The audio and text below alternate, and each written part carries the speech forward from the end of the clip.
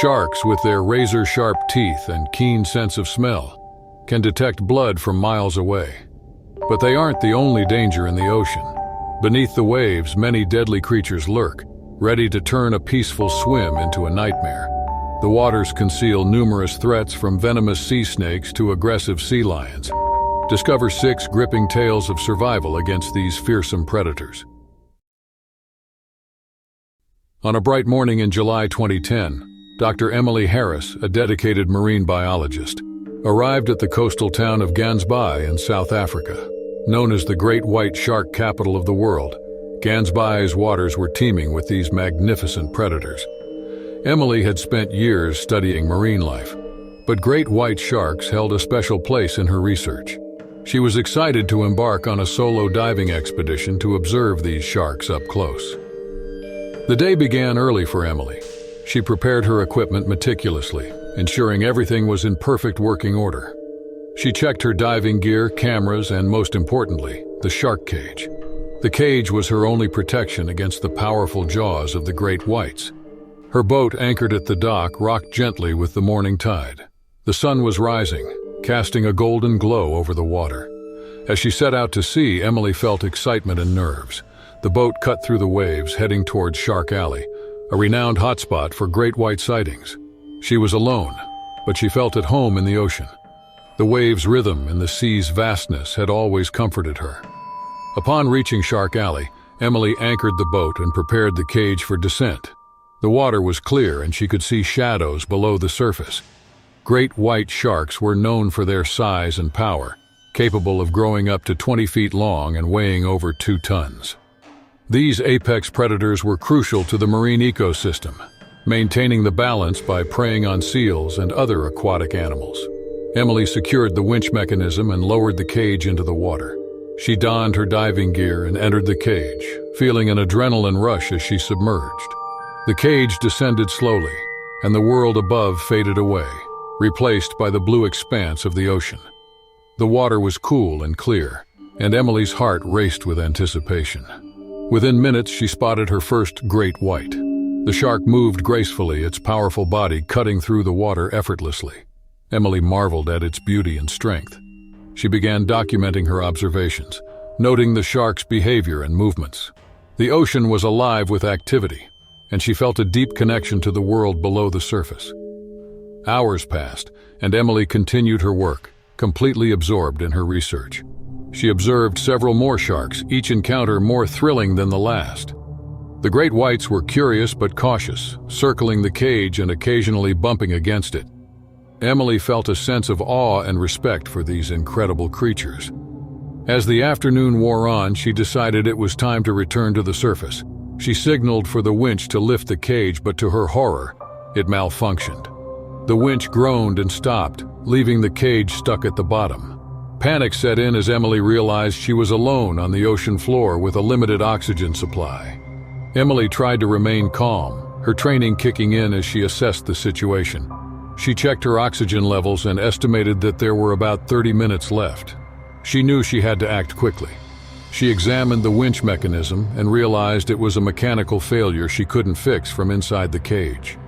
As she considered her options, a large shadow passed over her. A massive great white shark circled the cage, its eyes fixed on her. The shark moved with an eerie grace, its powerful tail propelling it effortlessly through the water. Emily felt a surge of fear. The shark was close and she could see the rows of sharp teeth as it swam by. The shark bumped the cage, testing its strength. Emily clung to the bars, her heart pounding as the cage rattled. It wouldn't withstand many more hits. She had to find a way out, and fast. Spotting a small emergency hatch at the top, she reached for it, but it was jammed. Her hands shook as she desperately struggled with the latch. The shark made another pass, this time more aggressively. Emily's mind raced. She needed a plan. She reached for her diving knife and used it to pry open the hatch.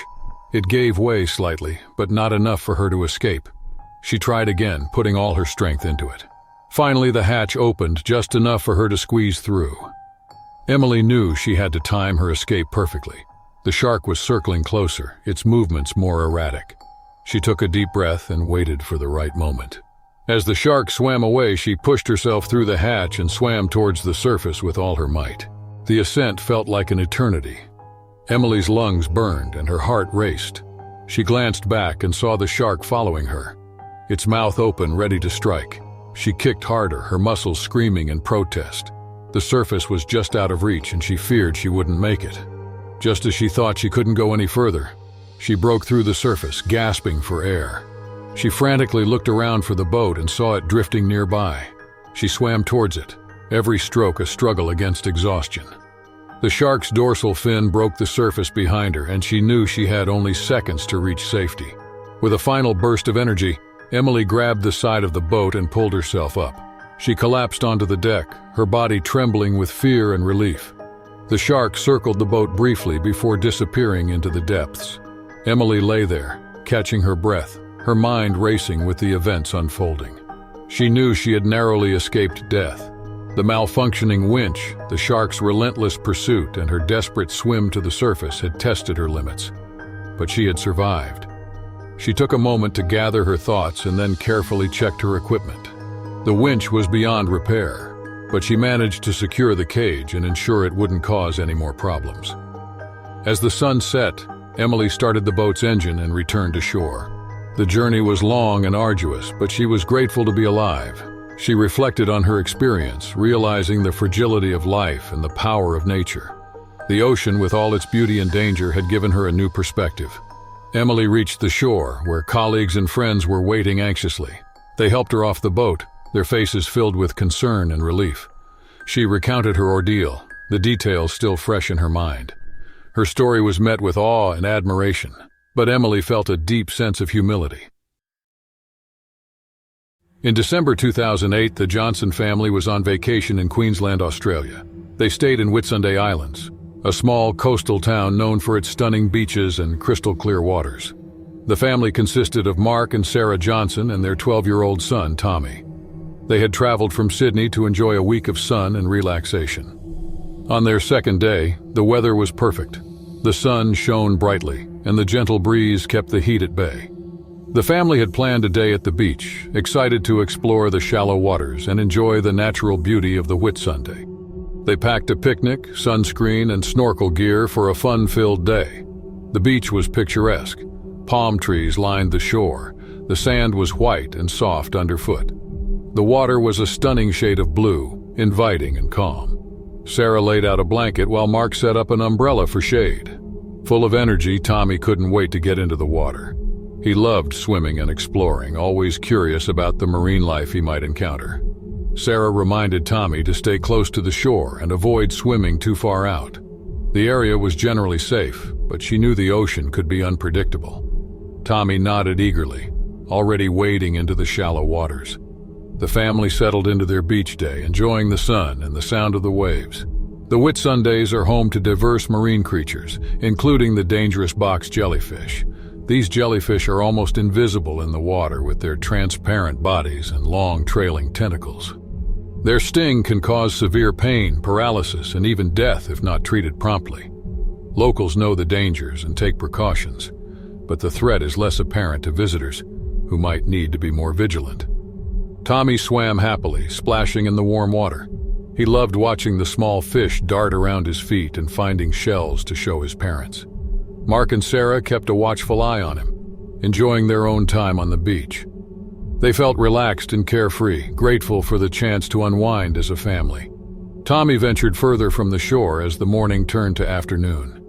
He floated on his back, staring at the clear blue sky, feeling completely at peace. Suddenly, a sharp, burning pain shot through his leg. He gasped and flailed, the pain intensifying with every second. He had no idea what had happened, but knew something was very wrong. Tommy's cries for help reached his parents on the beach. Mark and Sarah sprang to their feet, their hearts pounding with fear. They saw Tommy struggling in the water and rushed to him, wading in as fast as they could. When they reached him, they saw the red, swollen welts on his leg and realized he had been stung by a box jellyfish. Panic set in as they knew the seriousness of the situation. Mark scooped Tommy up and carried him back to the beach while Sarah grabbed the first aid kit they had brought. Tommy was in agony, his body convulsing from the pain. Sarah quickly poured vinegar over the stings to neutralize the venom, a tip she had remembered from a travel guide. They needed to get him to a hospital immediately. Mark and Sarah gathered their belongings and rushed to their car without wasting time. Sarah sat in the back seat with Tommy, trying to keep him calm and conscious. Mark drove as fast as he could, his mind racing with fear and worry. The nearest hospital was 30 minutes away, and every minute counted. Tommy's condition worsened during the drive. His breathing became labored, and his skin turned pale. Sarah talked to him constantly, urging him to stay awake, tears streaming down her face. She felt helpless, terrified that they might not make it in time. Mark pushed the car to its limits, weaving through traffic and praying for a clear path. They reached the hospital, and Mark screeched to a halt at the emergency entrance. Medical staff rushed out with a stretcher, taking Tommy from Sarah's arms. They whisked him inside, leaving Mark and Sarah standing outside, trembling with fear and exhaustion. The wait felt like an eternity as they clung to each other, desperate for any news. After what seemed like hours, a doctor emerged to speak with them. He explained that Tommy had received immediate treatment and was stable but still in critical condition. The venom had spread quickly, but their prompt action had saved his life. Mark and Sarah were allowed to see him, and they entered the room with a mixture of relief and anxiety. Tommy lay on the hospital bed, connected to various monitors and IVs. He was awake but weak, his face pale and drawn. Sarah took his hand, tears of relief streaming down her face. Mark stood by his side, his heart heavy with gratitude and fear. They stayed with Tommy, offering comfort and love, vowing never to let him out of their sight again. In the days that followed, Tommy's condition improved steadily. The doctors monitored him closely, ensuring the venom had no lasting effects. The Johnsons stayed by his side, grateful for the care he received and the second chance they had been given. The experience had shaken them deeply, a stark reminder of the hidden dangers in the world around them. In the summer of 2006, a professional diver, Laura Green, arrived in the Florida Keys for an underwater treasure hunt competition. The event was popular among divers, attracting participants from all over the world. The Florida Keys provided the perfect backdrop for the contest with their clear blue waters and vibrant marine life. Laura was excited and ready to compete, her heart set on winning the coveted prize. The competition was set to occur near a small fictional island called Pirates Cove, known for its rich history and sunken treasures. Laura had spent weeks preparing, studying maps and practicing her diving skills. She was confident and eager to prove herself. The morning of the competition, the weather was perfect.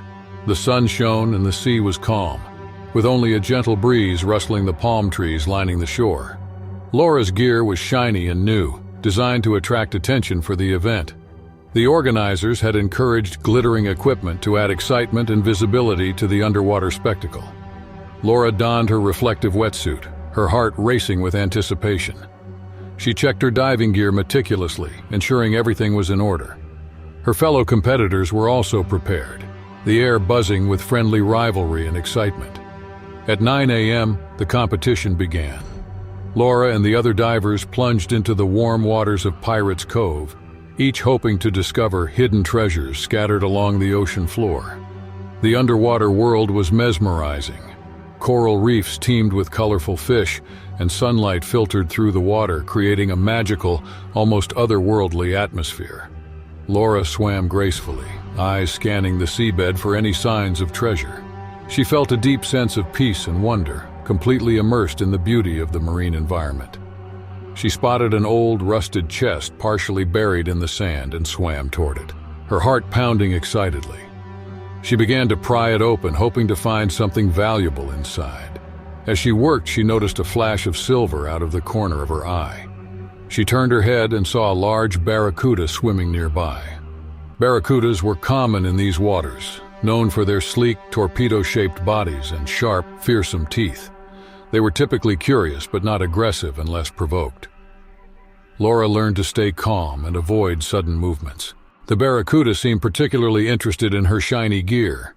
It swam closer, its eyes fixed on the reflective surfaces of her wetsuit and equipment. Laura felt a chill run down her spine. She remained still, hoping the fish would lose interest and swim away. But the barracuda continued to circle her, its behavior becoming increasingly aggressive. Suddenly, the barracuda darted forward, its teeth snapping inches from Laura's leg. She gasped in shock, her mind racing. She knew she had to act quickly. She grabbed a piece of coral and tried to fend off the fish, but it was relentless. The barracuda lunged again, this time biting down on her arm. Pain shot through her body as she struggled to free herself. Laura's arm throbbed with pain, blood clouding the water around her. She felt a surge of fear and adrenaline as the barracuda continued its attack. She knew she had to get to the surface, but the fish blocked her escape. She swung the piece of coral with all her strength, finally hitting the barracuda on the snout. The fish recoiled, giving her a brief moment to swim away. She kicked her legs frantically, her injured arm hanging uselessly at her side. She glanced back and saw the barracuda pursuing her, its eyes gleaming with a predatory glint. Her heart pounded as she pushed herself harder, every stroke a battle against the pain and exhaustion. The surface seemed impossibly far away, but she knew she couldn't give up. The barracuda lunged again, this time biting into her leg. Laura screamed, the sound muffled by the water. She thrashed violently, trying to dislodge the fish. Her vision blurred with tears and pain, but she forced herself to stay focused. She reached for her dive knife, her fingers trembling as she unsheathed it. She slashed at the barracuda, finally driving it away. With the immediate threat gone, Laura focused on reaching the surface. She was losing blood and strength rapidly, her movements becoming sluggish. She could feel herself growing weaker with each passing second. She fought to stay conscious, her mind a blur of fear and determination.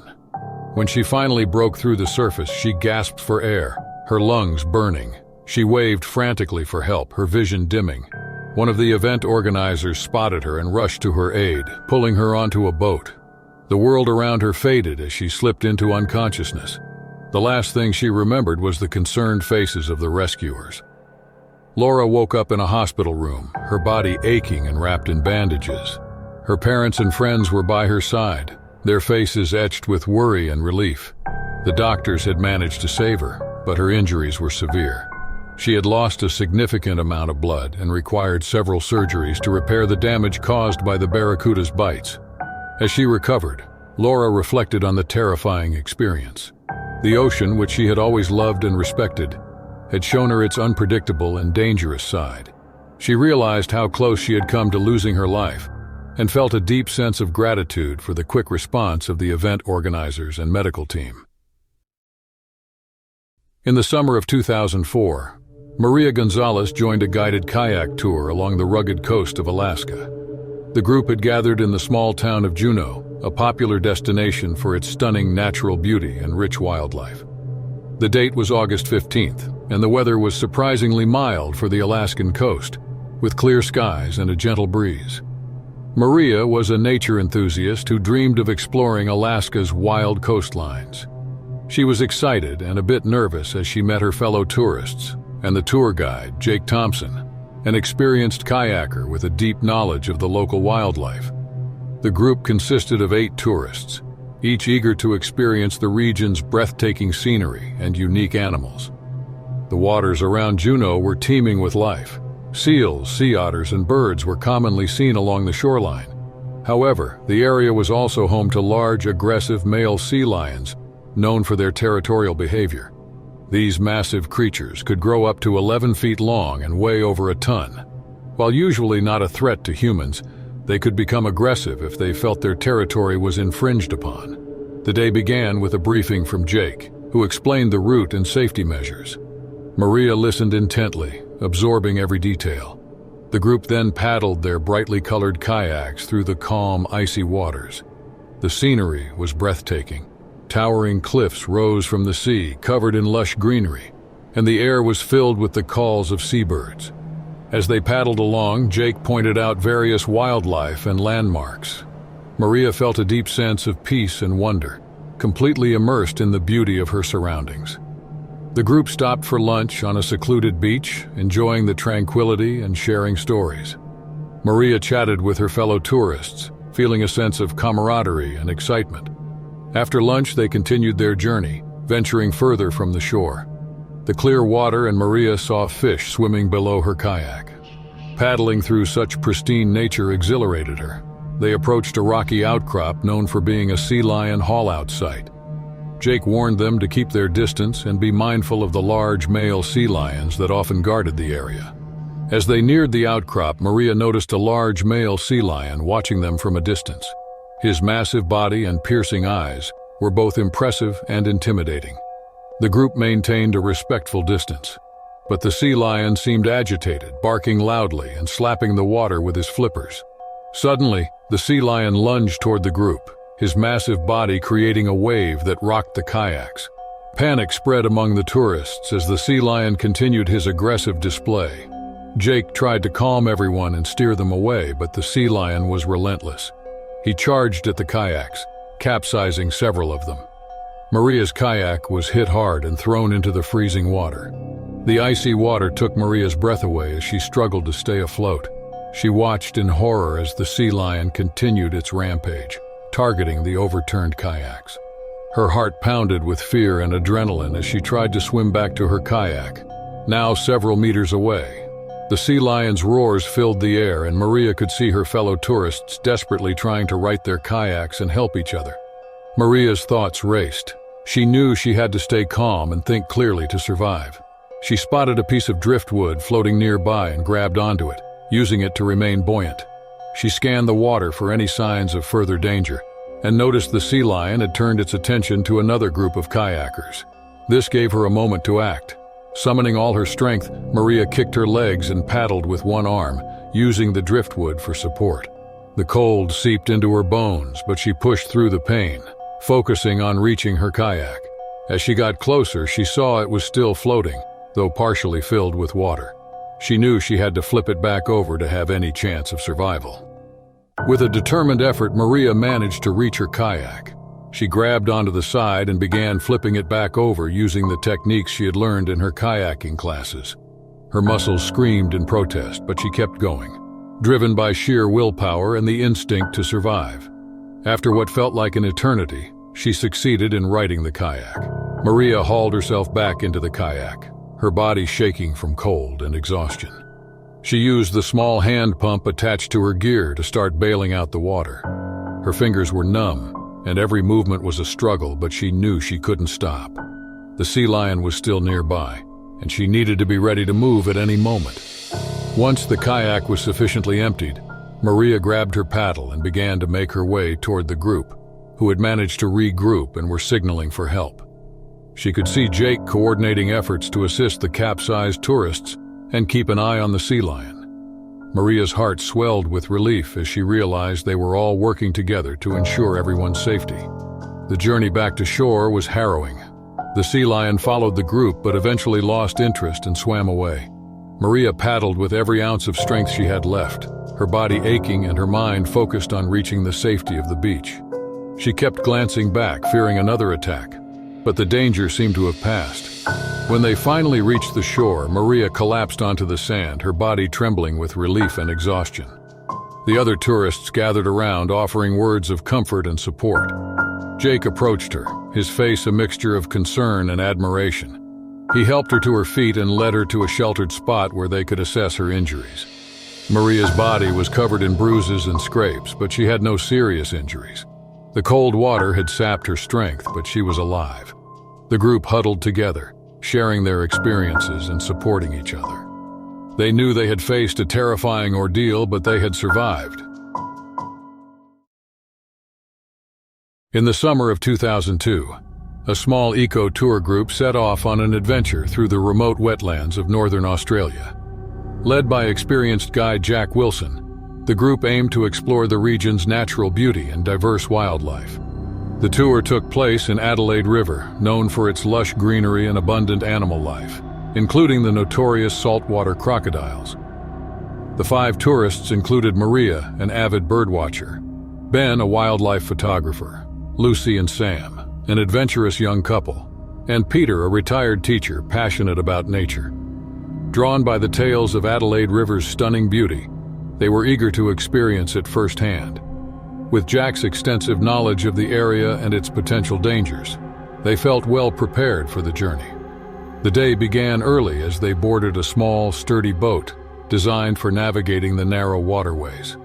The weather was perfect, with clear skies and a gentle breeze. The group was excited, their spirits high as they set off.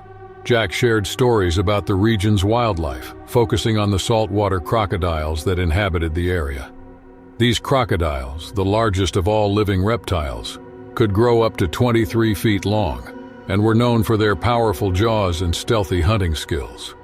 The group marveled at the scenery as they traveled deeper into the wetlands. The dense mangroves, with their twisted roots and vibrant green leaves, contrasted with the dark, still waters. Birds called from the trees, and the occasional splash indicated the presence of fish and other aquatic creatures. The atmosphere was peaceful, and the group felt a sense of awe at the untouched beauty surrounding them. Jack steered the boat carefully, avoiding hidden sandbanks and submerged logs. He knew these waters well and was always alert for signs of danger. The group chatted excitedly, taking photos and pointing out interesting sights. While Ben captured stunning landscape images, Maria was thrilled to spot a rare bird perched on a branch. Lucy and Sam held hands, enjoying the adventure together, and Peter listened intently to Jack's explanations about the ecosystem. As the day progressed, they stopped for lunch on a small sandy bank. The group relaxed, enjoying their meal and the tranquility of the location. Jack reminded them of the importance of staying together and being cautious, especially near the water's edge.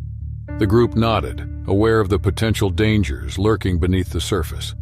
After lunch, they continued their journey. The boat moved smoothly through the water, the engine humming softly. The group was in high spirits, unaware of the looming danger. They approached a narrow section of the river, where the water flowed more rapidly. Jack navigated carefully, but an unexpected current caught them off guard. The boat lurched violently, throwing the group into the water. Panic set in as they struggled to stay afloat.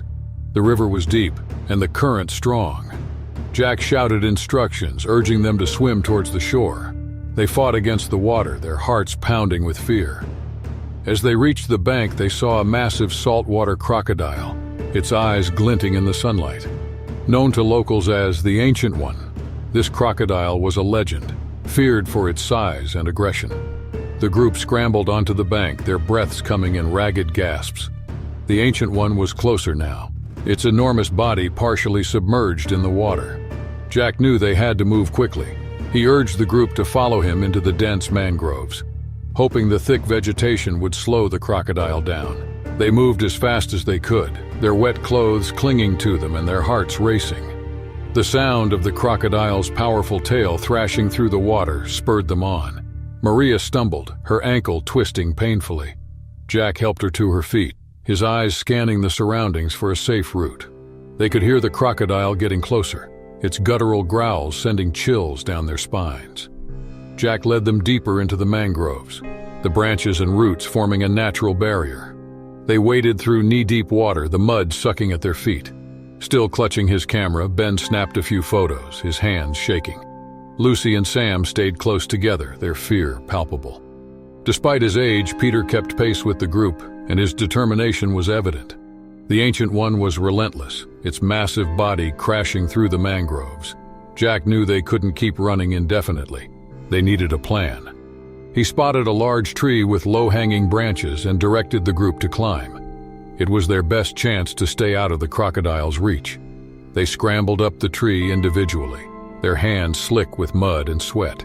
The crocodile reached the tree's base, its jaws snapping shut with a bone-chilling sound. It circled the tree, its eyes never leaving the group. Jack tried to keep everyone calm, whispering reassurances and urging them to stay still. The tree branches creaked under their weight and the air was tense. Hours passed, and the crocodile showed no signs of leaving. The group huddled together, the cold seeping into their bones. They were exhausted, hungry, and scared. Jack knew they couldn't stay in the tree forever. He needed to find a way to signal for help. He spotted a gap in the canopy above and climbed higher for a better view. Jack saw the boat overturned and lodged against a sandbank from his vantage point. Swimming was too far, especially with the crocodile patrolling the area.